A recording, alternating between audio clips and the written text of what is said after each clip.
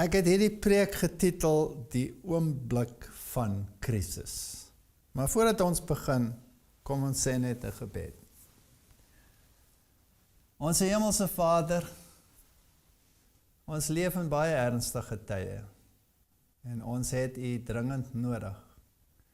Wees saam met ons in ons denke en in ons handel en beskerm ons waar ons is. In Jesus naam, amen. Daar's mense in die wêreld wat sê, dis nog nie tyd nie. Die dinge wat nou aan die gang is in die wêreld, is maar net 'n voorlopige dingetjie. Dit gaan verbygaan, dinge gaan weer normaal word. En ons moenie op loop gaan met hierdie dinge nie, want dit beangstig net die mense. Ons moenie gesels oor hierdie dinge nie, want dit is nie die tyd nie. Nou, hoekom sê mense dit? As ons teruggaan in die geskiedenis en ons kyk na die tyd van Noag. Hy het 120 jaar lank gepreek dat hierdie dinge sal kom. Maar nie net dit nie. Daar was baie spesifieke profesieë. En hulle was so spesifiek dat die mense dit eintlik nie moes miskyk nie. Byvoorbeeld, daar was 'n profesie wat gesê het, wanneer hy sterf, sal dit kom. En dit het verwys natuurlik na Methuselah, wat baie oud geword het, maar die profesie het gesê, wanneer hy sterf, dan sal hierdie dinge gebeur. En toe het hy gesterf. En die mense het hierdie profesie geken. Immers Noag het gepreek en gepreek en gepreek oor hierdie dinge en 'n totale uitleg gegee. Hy was die getuienis van sy tyd. Die getuienis. En toe begin dinge gebeur, natuurveranderinge. En skielik op 'n dag het die diere 2 by 2 en 7 paartjies by mekaar gekom en begin loop na die ark toe. En die wetenskaplikes van die dag het die ding geanalyseer. Hulle het seker gedink, hier kom klimaatsverandering, hier kom een of ander iets, en hier kom die diere en hulle stap daarin, en hulle het dit gerationaliseer. Maar hulle het nie die kloutjie by die oor gebring nie, en op 'n dag was dit te laat. En dieselfde het gebeur met Jeremia. Jeremia het gepreek, hy koning van die noorde, hy kom. Hy het hom by name genoem. Nee, dit sal nie met ons gebeur nie. Want hulle verwagtinge was anders, hulle voorstelling was anders, hulle het dinge anders gesien. Nee, dit sal nie gebeur nie. En hulle het hom gespot. En ons het al daaroor gepreek, so ek hoef nie weer daaroor te preek nie, ek noem dit maar net as 'n voorbeeld. En op 'n dag, toe kom die krisis. En toe is dit te laat. Ek wil aan die hand van 'n paar Bybelstories of ernstige Bybelverhale probeer wys dat ons basies besig is om die profesie aangaande die laaste kerk te vervul. Die disippels het geweet wat met Jesus sou gebeur. Jesus het vir hulle duidelik vertel wat die toedrag van sake gaan wees. Hy het vir hulle gesê, hy gaan gearresteer word. Hy het vir hulle gesê, hulle gaan hom mishandel. Hy het vir hulle gesê, al hierdie dinge. Maar hulle voorstelling was sodanig dat dit nie in die raamwerk van hulle denke gepas het nie, want vir jare het die fariseërs en die skrifgeleerders vir hulle vertel van die wonderlike status wat hulle as volk gehad het, dat hulle die uitverkore volk was, dat dit nie met hulle sou gebeur nie. Dink net aan ons eie land, aan die toestand in ons land. En ons het ook mense wat sê, dit gaan nie met ons gebeur nie, ons is die uitverkore volk. Dis dieselfde situasie.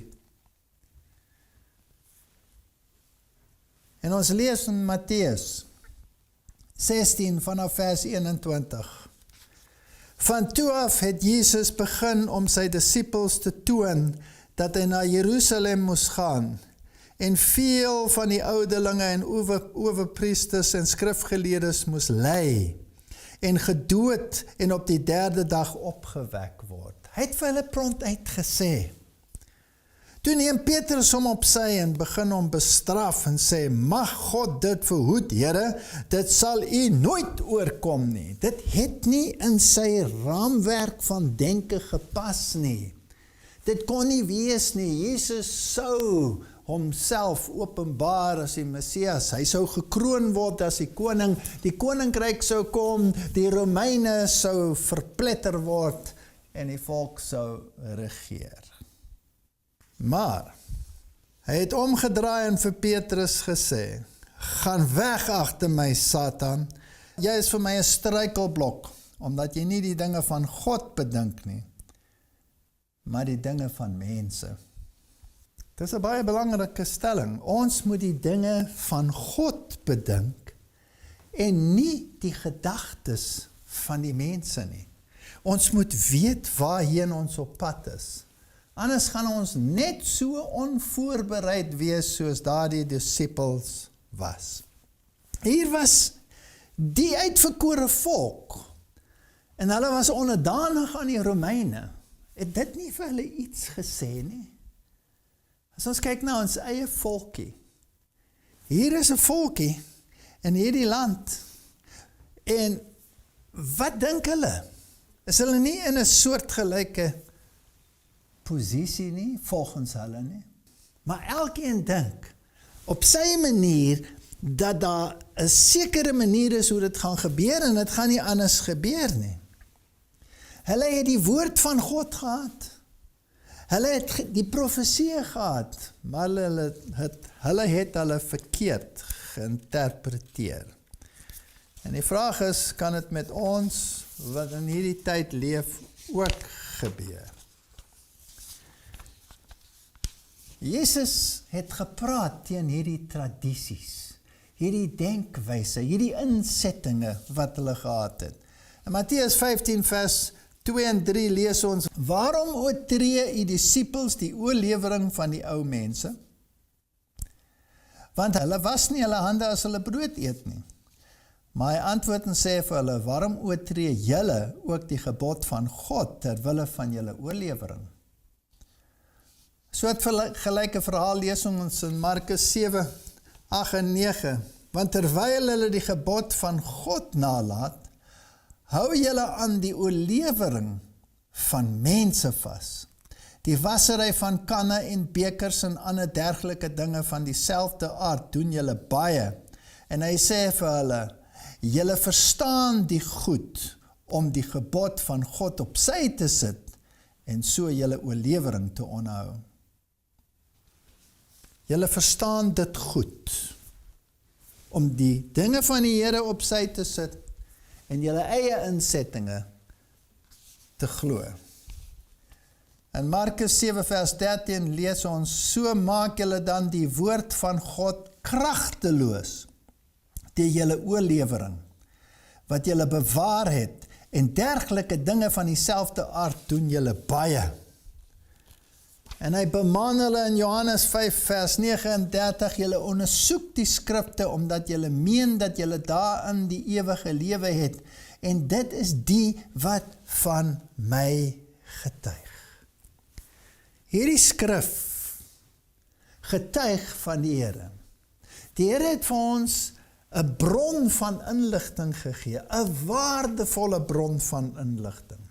En dit is die maatstaf, nie die denke van die strominge van die tyd.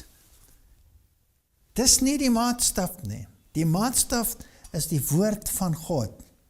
Jesaja 8 vers 20 sê, tot die wet en tot die getuienis, as hulle nie volgens hierdie woord spreek nie, het hulle geen dag geraad nie. Nie is 'n tikkie lig nie, nie eers die eerste liggie van die môre son nie. Hulle mis die punt, heeltemal. En al het jy die getuienis, Al gee die Here vir jou 'n profeet, soos Jeremia, wat dit vir jou reguit sê, gaan hulle dit nog steeds tersyde stel. Al gee hy vir die eindtydkerk 'n profeet, wat dit neerskryf, letterlik soos dit gaan gebeur, gaan hulle dit nog steeds tersyde stel, want hulle het 'n voorafgestelde gedagte van hoe dit moet gebeur, en as dit nie op daardie manier gebeur nie, dan gaan dit nie gebeur nie. En dit gaan in elk geval nie in ons tyd wees nie. Dit is nog 'n lang tyd voordat hierdie dinge gaan gebeur. So filosofie en psigologie, dit gaan die maatstaf wees waar volgens ons dink. Dit kan miskien help. Dit is miskien 'n pleistertjie wat jy op 'n seertjie kan plak. Maar dit gaan nie die vrae van die hart beantwoord nie. Ons moet dit na die Bybel toe bring. Ons moet dit na die getuienis toe bring. En ons moet studeer. En ons moet vra, waar is die waarheid? Wat gaan gebeur? Nie die geloofsbelijdenis nie, die woord. Daar is 'n stelling in die gees van profesie oor die geloofsbelijdenis. En ek gaan dit vir julle opsom. Basies sê dit, dat Rome het die Bybel weerhou van die mense. En in plek daarvan het hy sy geloofsbelijdenis vir die mense gegee. En as hulle nie geglo het aan die geloofsbelijdenis nie, dan het hy hulle uit die samelewing verwyder. Mense van alle gelowe het hulle geloofsbelijdenis opgestel. En as jy nie daar volgens werk nie, dan pas jy nie in die raamwerk nie. En een man het gesê dat daar niks denkbeeldigs daaraan is as ons sê dat die geloofsbelijdenisse van die kerke vandag die Bybel net so verbied as wat katholicisme dit destyds op 'n letterlike manier gedoen het. As jy nie inpas by hierdie geloofsbelijdenis nie, dan kan jy nie deel wees van die stelsel nie. Wat is die maatstaf? Die geloofsbelijdenis of die woord van God? Ek het nie 'n probleem daarmee as die geloofsbelijdenis in harmonie is met die woord van God. Maar as daar 'n stryd is tussen die twee, dan is dit die woord van God wat die maatstaf is en nie die belijdenis nie. En as jou denke geformeer is, soos wat die Jesuïte so graag sê, volgens die omstandighede van die tyd waarin ons leef, en dit word jou geloofsbelijdenis. En die Bybel moet tersyde gelê word, en die getuienisse moet tersyde gelê word, terwille van hierdie formering wat plaasgevind het. Dan het ons 'n geweldige probleem. Die disippels was nie voorbereid vir die krisis wat sou kom nie. En my vraag is ons voorbereid vir die krisis wat na ons toe kom? Daar was 'n tyd in die geskiedenis van hierdie kerk, waar daar ook 'n krisis was in 1888, waar hulle voorbereid sou moes word om die leiderroep aan die wêreld te bring. En hulle was totaal onvoorbereid, want hulle het die geregtigheid van Christus heeltemal tersyde gestel, terwille van hulle vooraf bepaalde denkwyse. En hierdie dinge moes uitgestel word, as gevolg daarvan. Maar die einde gaan nie uitgestel word nie. Dit gaan nie gebeur nie. Kom ons gaan terug na die geskiedenis en ons kyk wat met die disippels gebeur het en ons vra onsself die vraag, het ons dieselfde probleem? Wat was hulle denkwyse? Hulle denkwyse was die koninkryk sou kom, die kerk sou regeer, die Messias sou verskyn in sy glorie, hy sou gekroon word en die vyande sou verwyder word. En in hierdie denkwyse het hulle beweeg. En toe kom die laaste week van Jesus se lewe. Hy het hulle voorberei, hy het alles vir hulle gesê wat nodig was. Maar dit het nie ingepas in hulle raamwerk nie. En toe die intog in Jerusalem. En die menigte skree en hulle gooi palmtakke en hulle sê, hier is hy, die Messias, die seun van Dawid. En hulle juig. Die Fariseërs en die skrifgeleerdes die ritteltit kry en sê, mag hy disippels van jou stal. En die Here sê, as hulle nie sou skree nie, dan sou die klippe skree. Want dit was voorspel in die woord. Die woord moes vervul word. En die disippels was natuurlik verheug, want die oomblik het gekom. Uiteindelik gaan Jesus homself as Messias verklaar. Die eerste keer wat hy toelaat, dat hy op hierdie wyse vereer word. Hulle was nie voorbereid vir wat sou kom nie. In Lukas 13 vers 14 lees ons wat die ware toestand was. Hy sê in Lukas 13 vers 34, Jerusalem, Jerusalem, jy wat die profete doodmaak, en die wat na jou gestuur is, stenig, hoe dikwels wou ek jou kinders by mekaar maak soos 'n hen, haar kuikens onder die vlerke, en julle wou nie. Kyk, julle huis word vir julle woes verlaat. Voorwaar ek sê vir julle, dat julle my sekerlik nie sal sien, nie totdat die dag kom, wanneer julle sal sê, geseënd is hy, wat kom in die naam van die Here. En die laaste week, die gebeurtenisse is ongelooflik. Jesus kom in met hierdie triomfanklike intog. Hy gaan na die tempel toe. En hy het ook in daardie laaste week daai tempel gereinig. En daai mense het gespander en die vee het uitgehardloop en hulle het hulle geld laat val en hulle was verskrik. En terwyl al hierdie skrifgeleerdes en al die groot manne weggehardloop het al die armes en die krepeles en die siekes en die kindertjies na hom toe gekom. En hulle het op sy skoot gesit en hulle het gelag en jy het die gebabbel van kindertjies gehoor en mense wat die Here prys oor die wonderwerke wat Jesus doen. En toe die skrifgeleerdes terugkom, toe hulle self weer gevang het en hulle sien hier is die kindertjies in die tempel en die kindertjies lag en die kindertjies sit op die skoot van Jesus, toe was hulle verontwaardig hierdie heilige mense. Hulle het so 'n wanvoorstelling gehad van die karakter van God.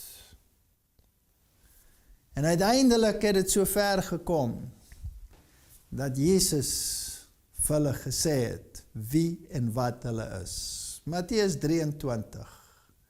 Wee julle skrifgeleerdes, Fariseërs, en hy gee 'n lang lys, en hulle was woedend. En hy het besef, daar was niks meer wat hy kon doen nie.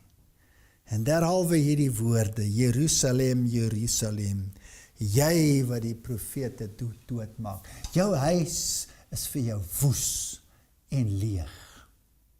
En die Messias wat gekom het om hulle te red, verlaat daardie tempelgrond. En die tempel is woes en leeg. Die disippels kon nog steeds nie verstaan wat besig is om te gebeur nie. En toe kom die avondmaal, die laaste geleentheid waar Jesus saam met sy disippels sou eet. En selfs op pad soontoe, sê die Bybel vir ons, het die disippels nog beklei hoe wie die grootste gaan wees in die koninkryk van God. Hy gaan homself nog manifesteer. Hy gaan nog homself laat kroon. Matteus 26 vers 30 is 'n verskriklike verhaal. Nadat hulle die lofsang gesing het, het hulle uitgegaan na die Olyfberg. Toe sê Jesus vir hulle, julle sal almal in hierdie nag aanstoot neem aan my, want daar is geskrywe, ek sal die herde slaan en die skape van die kudde sal verstrooi word. Maar nadat ek opgestaan het, sal ek voor julle uit na Galilea gaan. Daarop antwoord Petrus, en dis weer arme ou Petrus, en sê vir hom, al sal almal ook aanstoot aan jou neem, ek sal nooit aanstoot neem nie. Jesus sê vir hom, voorwaar ek sê vir jou, in hierdie nag voordat die haan gekraai het, sal jy my 3 maal verloon. Petrus sê vir hom, al moet ek ook saam met u sterwe, ek sal u nooit verloon nie. So het ook al die disippels gesê. Dis ons toestand. Die oomblik van krisis het gekom. Maar die stemme sê, dis nog nie die krisis nie. Dis nog nie die tyd nie. Julle maak die mense onrustig. Hou op met hierdie dinge, dit gaan verby. Hierdie COVID-19 is maar net 'n rippeltjie. Is dit? Is dit nie 'n wêreldwye gebeurtenis nie? Neem dit af of neem dit toe? Wat is die toestand in die wêreld? Word dit rustiger? Of is daar onluste om elke draai? Wat sê die gees van profesie? Wat gaan die toestande wees? Wat sê die Bybel? Hoe gaan dinge gebeur? Kom ons kyk 'n bietjie wat hier gebeur het. Matteus 26 vanaf vers 36 lees ons die verhaal verder. Toe kom Jesus met hulle na 'n plek met die naam van Getsemane. En hy sê vir die disippels, sit hier onderwyl ek daar gaan bid. En hy neem Petrus en die 2 seuns van Zebedeus saam en begin bedroef en benoud word. Toe sê hy vir hulle, my siel is diep bedroef tot die dood toe, bly hier en waak saam met my. Waak saam met my. En hy het 'n bietjie verder gegaan en op sy aangesig geval en gebid en gesê, my Vader, as dit moontlik is, laat die beker by my verbygaan. Nogtans nie soos ek wil nie, maar soos u wil. En toe kom hy by die disippels en vind hulle aan die slaap. Almal van hulle. Hulle was almal aan die slaap.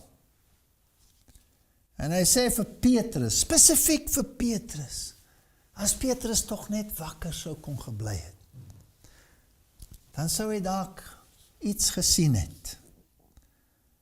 En hy sê vir Petrus, so was julle dan nie in staat om 1 uur saam met my te waak nie. Waak en bid dat julle nie in versoeking kom nie. Die gees is wel gewillig, maar die vlees is swak. Weer het hy vir die 2de maal gaan bid en gesê, my Vader, as hierdie beker nie by my kan verbygaan sonder dat ek dit drink nie, laat u wil geskied. En toe kom hy en vind hulle weer aan die slaap. Want hulle oë was swaar. En hy het hulle met rus gelaat en weer vir die 3de maal gaan bid en dieselfde woorde gesê. Daarom kom hy by die 6 disippels en sê vir hulle, slaap maar voort en rus. Kyk, die uur is naby en die seun van die mens word oorgelewer in die hande van die sondaars. En toe sê hy, staan op, laat ons gaan. Kyk, hy is naby wat my verraai. Hulle het geslaap. En die Here kon hulle nie wakker kry nie. Het had hulle gelê. Hulle kon nie 1 uur waak en bid nie. Toe sê hy, slaap maar. Maar toe dit gebeur, toe die oomblik van krisis kom, toe sê hy, staan op, ons gaan. Of jy nou reg is of nie, hier is dit. Staan op, ons gaan. Ek dink ons is almal in dieselfde toestand. Die kerk slaap. Die Bybel sê vir ons, die kerk slaap. Die maagde slaap. Hulle is veronderstel om te waak en te bid, maar hulle slaap. En die Bybel sê hulle almal geslaap. As hulle wakker sou gewees het, as Petrus sou gesien het, hoe daai parel sweet met bloed gemeng uit sy vel uitkom, sou hy geweet het, hier is 'n krisis, hier kom 'n ding. Maar hy het geslaap, hy het dit nie gesien nie. Hy het die worsteling nie gesien nie. Kan dit wees dat ons die worsteling miskyk? Dat ons sê, hierdie ding gaan verbygaan. Dit gaan nie met ons gebeur nie. Ons is die uitverkore volk. Moenie bekommerd wees nie. Is dit moontlik? Markus sê vir ons dat Jesus spesifiek vir Petrus, waar hy geweet het tog wat met die man gaan gebeur, probeer het om hom wakker te skud. Markus 14 vers 37, en hy kom en vind hulle aan die slaap en sê vir Petrus, Simon, slaap jy? Ek dink hy sê dieselfde vir ons. Wie al ons ook al is, slaap jy? Was jy nie in staat om 1 uur te waak nie? So ons is in hierdie toestand. En ek glo, 'n groot deel van die kerk is in dieselfde toestand as die disippels. Markus 14 vers 34, en dadelik terwyl hy nog spreek, verskyn Judas, wat een van die 12 was, en saam met hom 'n groot menigte met swaarde en stokke gestuur deur die owerpriesters en skrifgeleerdes en die ouderlinge. Hierdie kerk van daai tyd, ongelooflik.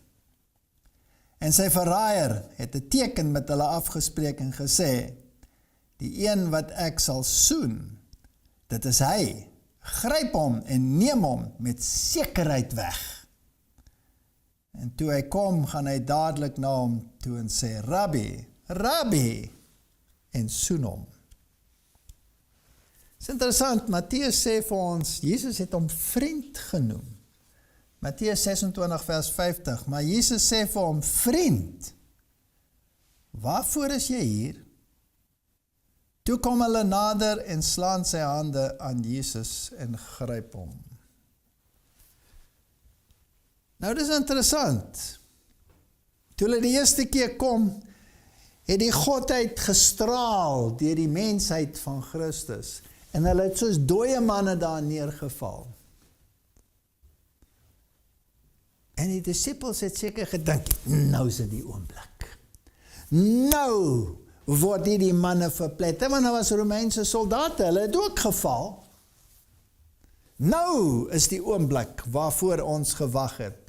Hulle het 'n verkeerde voorstelling gehad. Hulle het nie gestudeer nie. Hulle wou nie luister na die woorde wat Jesus gesê het nie. Dit het nie gepas in die raamwerk van hulle denke nie. En Petrus was so braaf. En hy trek sy swaard uit, toe hulle weer kom en hy kap die owerpriester se familielid se oor af. Die Bybel sê vir ons so. Die Bybel sê vir ons. In Lukas 22 vers 48 sê Jesus vir Judas, verraai jy die seun van die mens met 'n kus? Daarop slaan hulle hande aan hom en gryp hom. Markus 14 vers 46 en 47. En een van die wat daar gestaan het, het sy swaard uitgetrek en die diensknegt van die hoëpriester geslaan en sy oor afgekap. En Johannes sê vir ons, dit was Petrus. Johannes 18 vers 10, en Simon Petrus, wat 'n swaard gehad het, het dit uitgetrek en die diensknegt van die hoëpriester geslaan en sy regte oor afgekap, en die naam van die diensknegt was Malchus. Johannes 18 vers 26 sê, een van die hoëpriester se diensknegte wat familie was van die man, wie se oor Petrus afgekap het, sê, het ek jou nie in die tuin by hom gesien nie? So daar weet ons dat dit 'n familielid was, en hy het sy oor afgekap. Interessant. Petrus was bereid om te beklei, want hy het 'n verwagting gehad. Dit was die oomblik wanneer die koninkryk sou kom, en hy het sy swaard uitgehaal, en hy was reg om te veg vir hierdie koninkryk. Hy het so 'n wanvoorstelling gehad van die plan van verlossing. Sekerlik sou Jesus nie toelaat dat hy gevange geneem sou word nie. Alhoewel Jesus vir hulle gesê het, dat hulle hom nie net gevange gaan neem nie, maar dat hulle hom ook gaan doodmaak. Die geloofsbelijdenis. Die geloofsbelijdenis. Die millennium van vrede wat gaan kom. Dit gaan nie gebeur nie. Wat jou geloofsbelijdenis ook gaan wees, die wegraping, dit gaan nie met ons gebeur nie. Is die Jode weggeraap tydens die 10 pla? Sal God se volk weggeraap word tydens die 7 pla? Vra maar die vraag. Sekerlik gaan dit nie gebeur met hierdie volk nie. Sekerlik nie. Die Here gaan hierdie volkie beskerm, en dit maak nie saak wat gebeur nie. 1000 sal val aan die een kant, en 10.000 aan die ander kant, dit gaan nie naby jou kom nie. Hierdie beloftes is vir die tyd na die genade deursluit. Maar voor die genade deursluit, gaan God nog steeds sy volk oppas. Maar dit beteken nie dat die volk nie dalk ook onderhewig sal wees aan die omstandighede en die gebeurlikhede nie. Hoeveel van die disciples het uiteindelik 'n onnatuurlike dood gesterf? Die Bybel is baie duidelik. As ons Christus volg en ons staan vir wat reg is, gaan daar gevolge wees. Ons lees in Matteus 26 vers 55, en daardie uur het Jesus vir die skare gesê, het julle soos teen 'n rowe uitgekom met swaarde en stokke om my gevange te neem? Dag vir dag het ek by julle gesit en leer in die tempel, en julle het my nie gegryp nie. Maar dit het alles gebeur dat die skrifte van die profete vervul sou word. Toe het al die disippels hom verlaat en gevlug. Hoe baie van hulle? Almal. Dit sluit Johannes in. Almal het gevlug. En dan het hulle seker sit en besin. En Petrus en Johannes het toe hulle gevolg. En toe hulle daar kom by die plek waar die priesters vir Jesus ondervra het, toe klop Johannes aan die deur. En een van die priesters maak oop. En hy herken hom as 'n volgeling van Jesus. En hy sê vir Johannes, kom in. Waarskynlik het hy gedink, hierdie jong man, hy moet sien wat hier aangaan. Hy moet sien dat hierdie man wat hy opgehef het tot Messias status, maar net gewone mens is wat hier onderdanig is aan die wette van die land en van die volk, en dat hy glad nie is wie hy sê hy is nie. Want wat se Messias gaan nou toelaat dat hy so mishandel word? Miskien kan die jong man nog regkom. En hy sê vir hom, kom in. En Johannes sê, ek het 'n vriend hier. Kan hy ook maar inkom? En die priester sê, nee, is reg. En daar gaan Petrus en Johannes in. Maar nou is daar 'n verskilletjie. Johannes het gekom en hy het homself aan die priester bekend gemaak, en die priester het hom geken en het geweet hy's 'n volgeling van Jesus, en hy het hom toegelaat om te kom, sodat hy 'n gedagteverandering sou kon ondergaan. Maar Johannes het toe stilletjies daar een kant gaan sit, om te kyk wat aangaan. Maar Petrus het dit nie gedoen nie. Petrus het daar gestaan, en hy was natuurlik onseker, want hy was nou hier omring deur die vyand. En toe sien hy, daar maak hulle 'n vuur, want dit was koud. En die manne staan rondom die vuur, en hulle gesels met mekaar oor hierdie dinge, en die verhoor van plaas daar van Jesus. En Petrus maak asof hy een van hulle is, en hy skuif nader, en hy maak sy handjies warm by die vuur, en hy gee voor dat hy een van hulle is, sodat hulle hom nie moes herken nie, as 'n volgeling van Jesus. Dit is 'n baie belangrike verhaal. So daar's 'n groot verskil in die wyse waarin hierdie twee disippels die dinge hanteer het. Die een het voorgegee dat hy iets is wat hy nie is nie, dis Petrus, en die ander ene het nie 'n rol gespeel nie. Hulle het geweet hy's 'n volgeling, maar hy daai een kant gaan sit.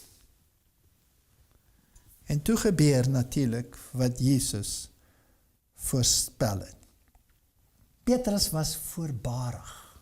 Hulle gaan my nie herken nie, ek is soos een van hulle. Hulle gaan nie weet nie. Maar die vrou kom na hom toe, en sy sê vir hom, is jy nie een van hulle nie? Ek ken jou dan. Jy is een van hulle. En jou aksent gee jou prys jou weg, want jy is 'n Galileër, ek kan dit hoor. En hy sê, vrou, ek ken hom nie. Wat 'n verskriklike verhaal. Hy het 'n karakter aangeneem wat nie eie aan hom was nie. Hy het 'n leuen uitgeleef. Hy het voorgegee dat hy iemand is wat hy nie is nie. En die sake het geeskaleer.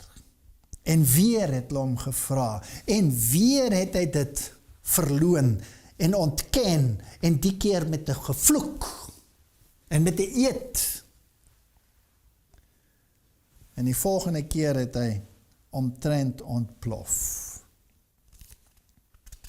So Petrus se fout was, dat hy op 'n plek was waar hy nie moes wees nie.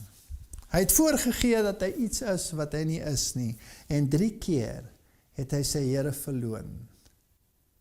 En toe daai haan kraai, en hy kyk so na Jesus, en hy sien daai uitdrukking op daai gesig, toe tref het hom, en hy hardloop weg van die plek, en hy het geween. Nou hier is my vraag, het ons nie ook mense in ons geleedere wat voorgee dat hulle is wat hulle nie is nie? Ons is maar net een van julle. Ons is al die ander evangelikale. Ons is maar presies dieselfde. Ek is nie anders as julle nie. Nee. En as hulle sê eendag in die ekumeniese raad, is julle ook een van hulle wat sê dat die gebooie van God is belangriker as die insettinge van die mense? Nee, ek is nie deel van hulle nie. Is dit moontlik? Of moet ons wees soos Johannes, wat nie voorgegee het dat hy iets is wat hy nie is nie? Hy was 'n volgeling van Jesus. Hy was ook daar. Hy het ook gekyk wat gebeur. Hy het ook gedink oor hierdie dinge, maar hy het nie in die kring gaan staan van die spotters nie. En hy het hom afgesonder. Kom uit my volk, sê die Bybel, en moenie gemeenskap hê met hulle sondes nie. Moenie voorgee dat julle iets is wat julle nie is nie. Gelukkig, op daardie dag toe Jesus gekruisig is, was daar daarom 'n paar wat hom eerbied gegee het. Ons lees in Markus 15 vers 21. Toe Jesus daar met die kruis stap, en hy kon die kruis nie meer dra nie, sê dit daar, en hulle het 'n sekere Simon van Sirene, wat van die veld afgekom het, die vader van Alexander en Rufus, gedwing om sy kruis te dra. En hulle het hom gebring op die plek Golgotha. Dit vertaal word, plek van die hoofskedel. Alexander en Rufus, die seuns van Simon, was volgelinge van Jesus. Maar Simon het gekom en hy het in 'n rigting gestap wat die teenoorgestelde rigting was, as waarin Jesus gestap het. En hulle het hom gedwing om die kruis te dra, waarskynlik omdat hy nie 'n Jood van die omgewing was nie. En daardie man het iets gesien op daardie dag, wat sy hart verander het. En hy het 'n volgeling van Jesus geword. Die gees van profesie sê vir ons, sy seuns was gelowiges. So die gees van profesie ondersteun die gedagte, dat hier was 'n man wat nie oortuig was nie. Inteendeel, hy het gestap in die teenoorgestelde rigting. Maar hy het die kruis op sy skouers gekry en hy moes sy denkwyse verander. En die ander een is Lukas 23:39 en een van die kwaaddoeners wat opgehang is, het hom gesmaad en gesê, as u die Christus is, verlos u self en ons. Maar die ander een antwoord en bestraf hom en sê, vrees jy ook God nie, terwyl jy in dieselfde oordeel is? Ons tog regverdiglik, want ons ontvang die verdiende loon vir ons dade, maar hy het niks verkeerd gedoen nie. En hy sê vir Jesus, dink aan my, Here, wanneer u in die koninkryk kom. En Jesus antwoord hom en sê, voorwaar ek sê vir jou, kom ons sit die komma op die regte plek vandag. Jy sal saam met my in die paradys wees. En die derde een, ons lees dit in Matteus 27:54, en dit die hoofman oor 100, en die wat saam met hom Jesus bewaak het, die aardbewing sien, en die dinge wat daar gebeur het hulle baie bevrees geword en gesê, waarlik, hy was die seun van God. Die disippels het gespander, maar daar was 3 manne, een wat in die teenoorgestelde rigting geloop het, een wat 'n dief was en aan die kruis gehang het, en 'n geharde soldaat, wat Jesus daai dag as Messias aanvaar het. En dan was daar natuurlik ook 'n Nicodemus, en daar was 'n Josef. En hulle het gesien die aardbewing, en hulle het gesien die sonsverduistering. 3 uur lank, 'n sonsverduistering. En hulle het gehoor of gesien die gordyn van die tempel, wat skeur van bo na onder. En hulle het geweet, dit is die seun van God. En dit is vir my interessant. Die enigste disipel wat genoem word by die kruis is Johannes. Die een wat nie voorgegee het dat hy iemand anders is nie. En die Here gee vir hom opdrag, daar's jou ma. En 3 mense het hom gedra na die graf toe. Ek neem aan, dit was Nicodemus en Josef van Arimatea en die een disipel, Johannes. Maar hulle het nie verstaan wat gebeur het nie. Hulle het dit nie verstaan nie. Hulle was nie voorbereid vir die krisis nie. Nou, daar's 'n visioen wat vertel word van Ellen White. Dit is die beroemde Loma Linda treinstasie visioen, waar 2 manne saam met haar by die perron gestaan het. En sy het verduidelik wat aan die einde van die tyd gaan gebeur. Sy het vir hulle gesê, daar kom 'n verskriklike storm van vervolging op God se volk af. En toe dit gebeur, skielik was daar geen Adventis te sien nie. Almal het gespander. Almal. Net soos die disippels Jesus verlaat het en gevlug het, so het almal gevlug. En die wat posisies gesoek het in die lewe, het nooit weer teruggekom nie. Nooit weer teruggekom nie. En nadat die krisis verby was, was daar geen herders nie. Dis 'n verskriklike visioen. Daar was geen herders nie. En toe kom hulle uit die duisternis uit, een na die ander. En God het met daardie wat oorgebly het gewerk.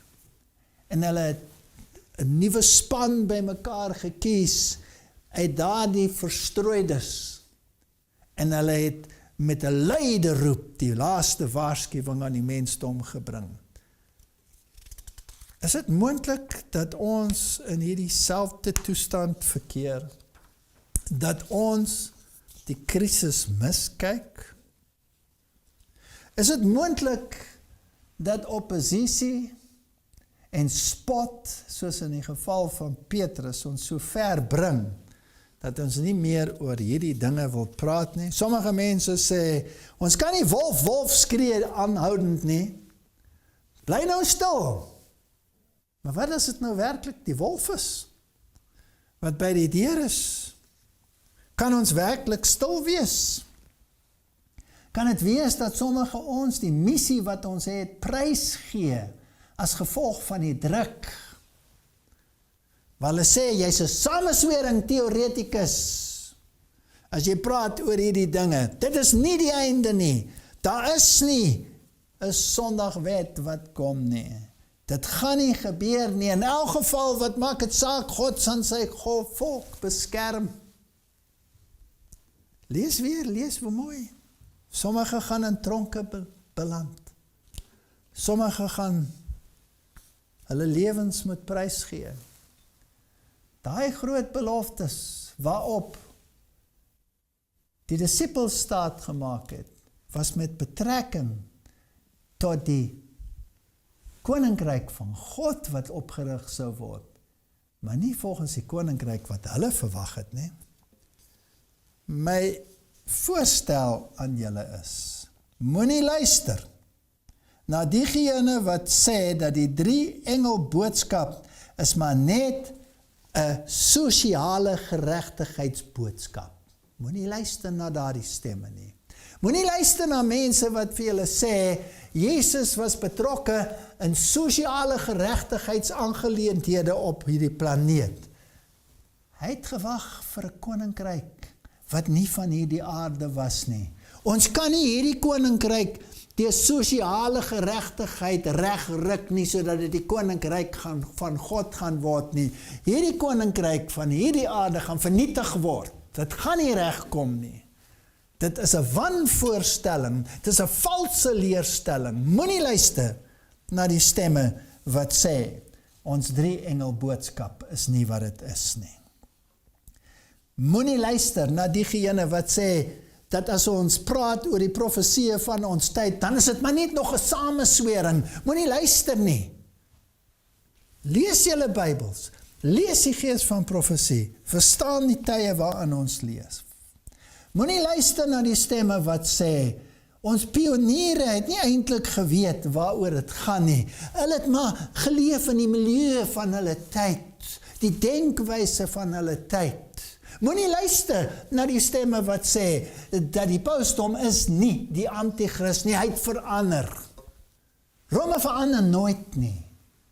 As ons kyk na die denkwyse van hierdie mense vandag, hoe hulle sit by hulle vergaderings, hoe hulle bereid is om werk af te skaf, hoe hulle bereid is om mense in te perk, maar hulle is nie bereid om te praat teen onluste en geweld nie. Moenie luister na hierdie stemme nie. Dit gaan nie regkom nie. Dit gaan nie net 'n rippel wees op ons pad nie. Moenie luister na die stemme wat sê dat die gees van profesie is nie van toepassing meer nie. Dit is maar 'n 19de eeu se denkwyse. Moenie luister na sulke stemme nie. Moenie luister na stemme wat vir julle sê dat die merkteken van die dier is tog anders as wat ons verwag het nie.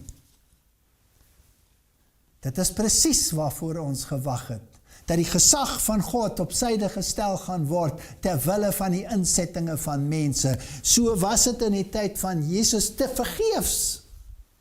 Sê Jesus, dien julle my? Of dien julle God? as julle die insettinge van mense in die plek van die gesag van God plaas. Moenie luister na hierdie stemme nie. Moenie luister na stemme wat sê ons moet inklusief wees, ons moet ekumenies dink nie. Moenie wees soos Petrus wat daar staan rondom die vuur en sê ek is maar een van julle nie. Wees 'n Johannes. Wees 'n Johannes. Hy het immers ook by die kruis gestaan. Moenie luister wat sê dat daar nie harmonie is tussen die wet en die getuienis nie. Luister na wat die Bybel sê en luister na wat die profeet van die eindtyd sê. Want die Bybel sê vir ons na die wet en na die getuienis. Dis waarna ons moet luister. En hier is hulle wat die gebooie van God bewaar en die getuienis van Jesus Christus besit. Hebreërs 3 vers 6 sê, maar Christus as seun oor sy huis. En ons is sy huis. Wanneer? As ons die vrymoedigheid en die roem van die hoop tot die einde toe onwrikbaar vashou. My liewe kerk, my liewe mensdom, moenie glo in valse voorstellings en wanidees oor waar ons staan in die stroom van tyd nie. Nou is die tyd om voor te berei vir die dinge wat gaan kom. Nou is die tyd om reg te maak vir die Here se koms. Dit is nie 'n tyd om bevrees te wees nie. Die Bybel sê, wanneer hierdie dinge gebeur, lig op julle oë en kyk, en wees verheug, want die seun van die mens gaan kom, en hy gaan hierdie gemors beëindig. Almal wil hê die gemors moet beëindig word, maar op hulle manier. Ek glo die oomblik van krisis het gekom, en ek glo sy volk slaap. En soos Jesus gesê het, daar aan die einde, staan op, die tyd het gekom, kom ons staan op, die tyd het gekom, kom ons bid. Hemelse Vader, die tye waarin ons leef, voorspel, dat die einde baie naby is. Laat die volk wakker word, laat ons gaan soos 'n weermag onder die banier van Prins Immanuel, en laat ons staan vir die geregtigheid van Jesus Christus, en kom ons bewaar sy gebooie. In Jesus naam, amen. Dankie dat julle hierdie video gekyk het. Om te subscribe, klik hier. As die klokkie verskyn, klik weer om kennisgewings te kry. Om die volgende een te kyk, klik hier. Baie dankie.